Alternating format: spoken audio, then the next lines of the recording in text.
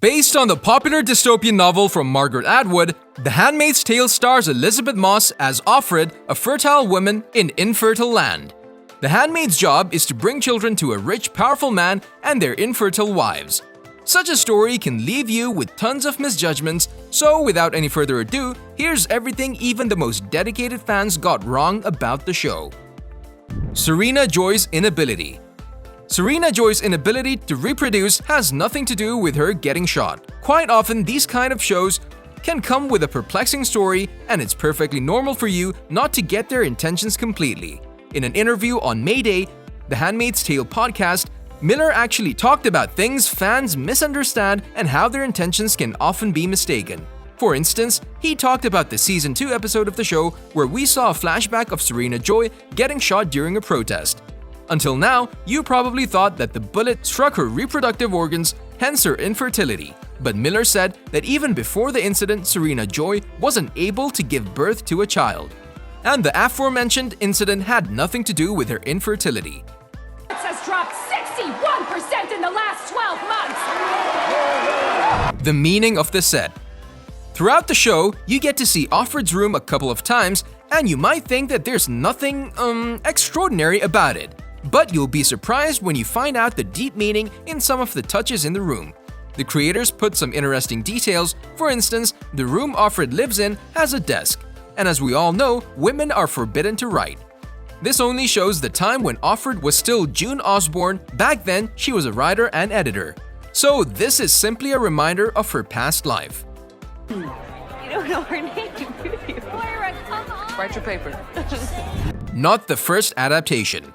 Most fans think the show lives in such popularity because it's new and unique. Some even think that this is the first adaptation of Margaret Atwood's novel. Well, it isn't. A stage version premiered at Tufts University shortly after the book was published in 1985.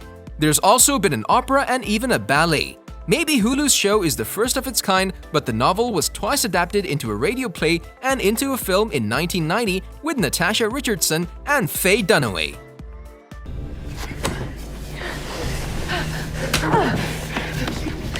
Diversity with intention.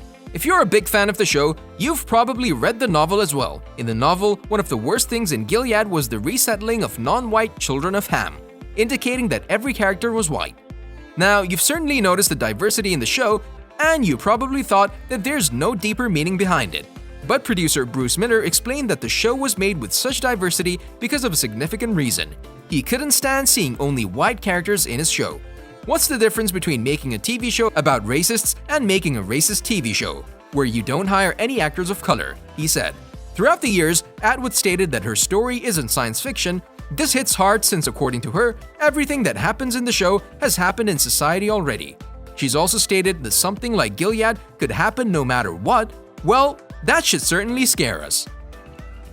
Children, fertile women. Move on to the next. The clothes. Just like everything else in the show, the clothes also have a hidden meaning, and this is something many fans have missed. The things characters wear throughout the show send a message of a divided society. They clearly make sure you'll notice the difference between classes of people. In today's society, all of us wear something to make a point. You get dressed up to make an impression, and most of us are filled with self-confidence when we wear that beautiful dress or a shirt that makes us look great. This is exactly why Gilead won't give these options. So the clothing of handmaids, their complete outfit is meant to take away their identity and make them in a way invisible. However, the odd lampshade-like bonnets that the handmaids must wear every time they go out were created for a whole different reason. Handmaids are handmaids, specifically because of their sins, so as sinners, they have to hide from the world. To be more precise, society doesn't want them to show themselves off in public and influence those around them.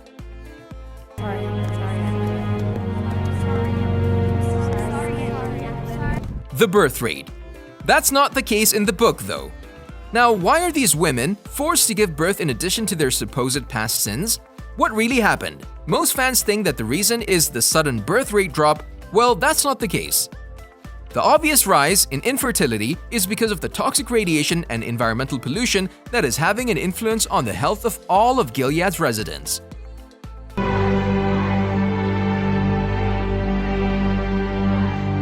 Aunt Lydia. A lot of people misunderstand the character of Aunt Lydia. First, fans need to understand that she's not following any rules. She simply loves torturing women. And whenever you try to understand or go through her past so you can feel empathy for her, you just can't, since she's a real sadist, and everything she does it with such pleasure. This is best noticeable when she tased June on the stairs at Lawrence's, beat Janine at Naomi's party, or hurt Alma's hand over the gas stove.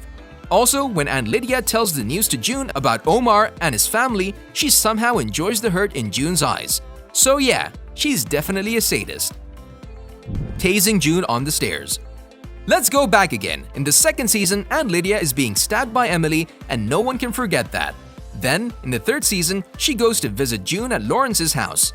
She does this to check if there's any problem. Since Aunt Lydia is hurt, she has trouble walking upstairs. Then, June tries to help her. And this is where we lost it. Lydia attacks her with a taser. No one quite understands the real reason why she did this. But here it is. As we previously said, she's a sadist. But aside from this, she's also a person who never wants to feel helpless. And of course, she's scared of being sent away to the colonies.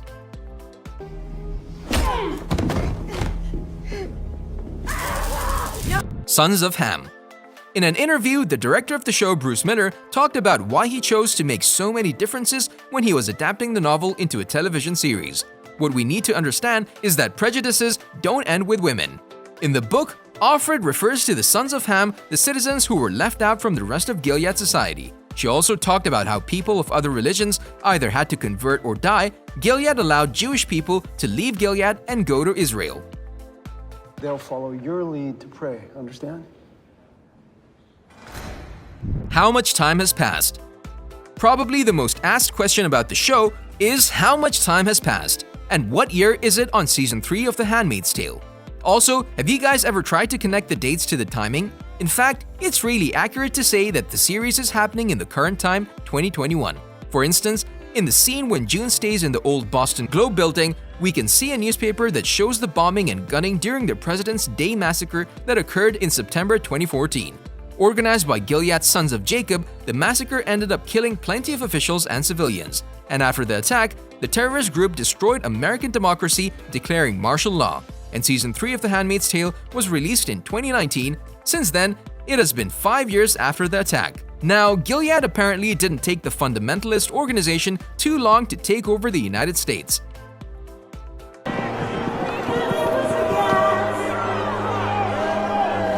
Is there a thing that you consider everyone gets wrong about The Handmaid's Tale? What about the way the show is using nudity? Share your thoughts in the comment section below. If you enjoyed our video, make sure you subscribe to our channel so you never miss any of our videos in the future. As always, thanks for watching, guys.